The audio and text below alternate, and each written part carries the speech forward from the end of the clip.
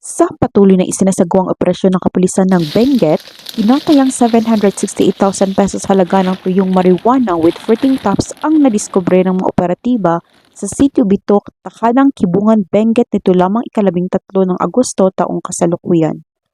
Naging matagumpay ang operasyon sa pagsisikap ng pinagsanib na persa ng mga operatiba sa pangunguna ng Kibungan Municipal Police Station, Provincial Intelligence Unit, Provincial Drug Enforcement Unit, Benguet Police Provincial Office, Philippine Drug Enforcement Agency Cordillera at iba pang unit ng kapulisan. Ang operasyon ay nagresulta sa pagkadiskubre ng tuyong marijuana stalks with fruiting tops na nakabalot sa plastik at may timbang na 6.5 kilograms na nagkakahalaga ng 768,000 pesos standard drug price.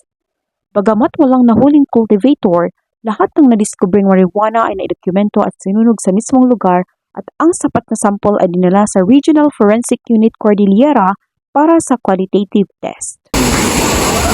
Mula dito sa Benguet Cordillera, ako ang CNN correspondent Patrolwoman Melba Langbis. Alagad ng batas, taga-taguyod ng Balitang Pulis.